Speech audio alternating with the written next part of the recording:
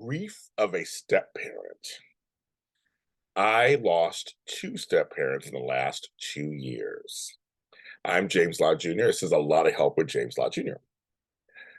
I was thinking of an episode and I was like, what I want to talk about. I want to kind of talk about what that grief may look like when it's not a bio parent, but a step parent.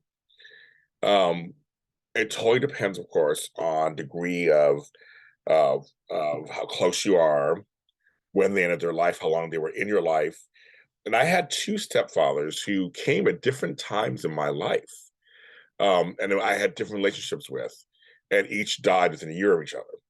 I just lost my stepdad, my second stepdad, Moses, just last week. And my stepdad, Larry, I lost in 2021. One was very unexpected, and the other one was unexpected in a way, but there was some illness before that, and then he passed. I just kind of want to talk about my experience with both of these. I'd like to share with you about that. Now, my first step parent, Larry, came in my life as a teenager and was very influential in my life as a teenager and my development as a young man. We stayed in touch. We had things in common. I could talk to him about anything. He was about how he was so open about kinds of stuff. Um, he smoked weed, he had women, all that kind of stuff. But he was a family man, and he did settle down after my mom. He settled down with a woman named Betty, and they had a long-term relationship, and they had kids. He had kids before her. They had kids. She had kids, kind of blended family, did the whole thing, had grandkids.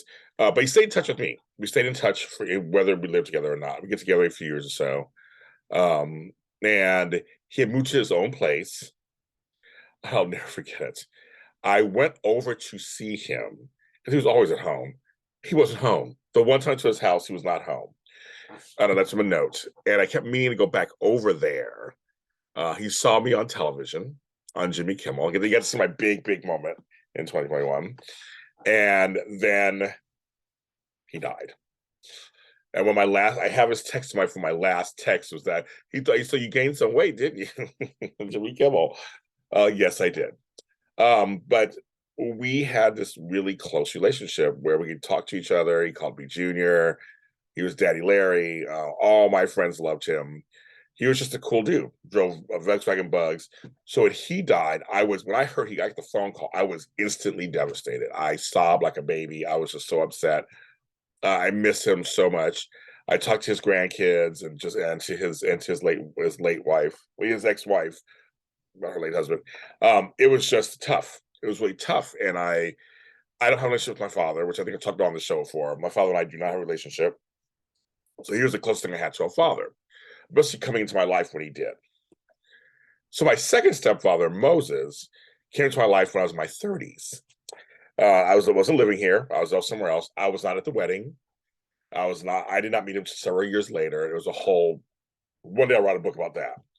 But the point was, I was older, had a family of my own, had kids and grandkids of my own. So and I had reconciled that I have no fathers, really.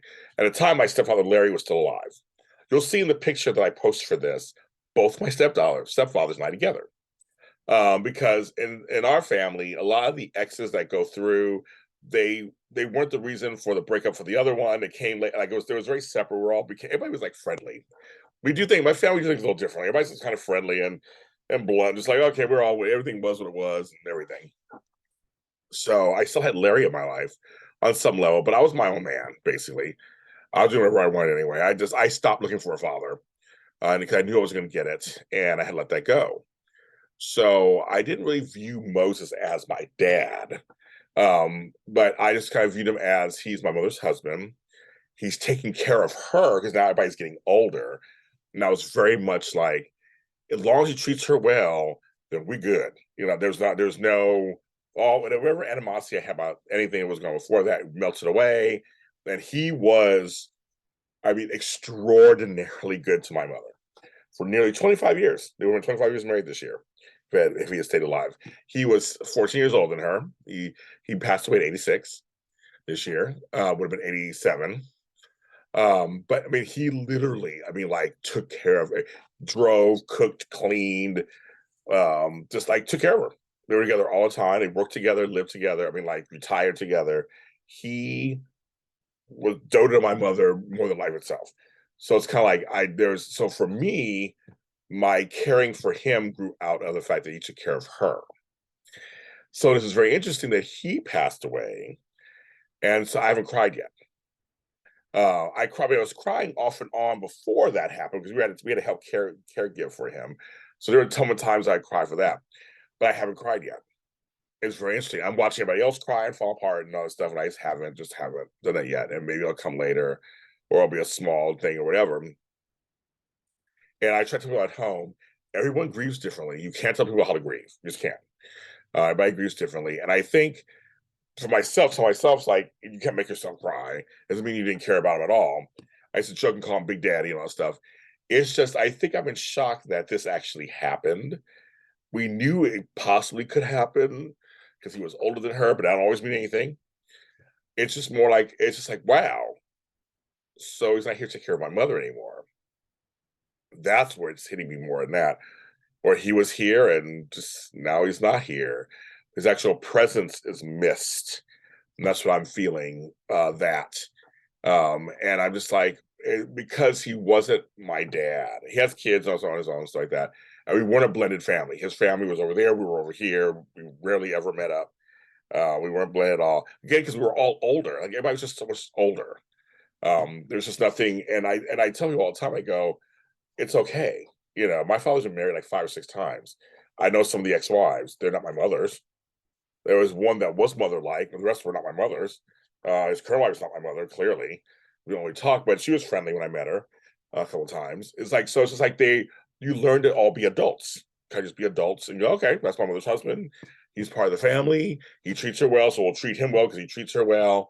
There's no, there's no anything. So because I've already accepted I have no father and no father figures. I don't. I had no. My grandfathers are gone. My uncles. I have some uncles who just they don't. We're not in each other's lives.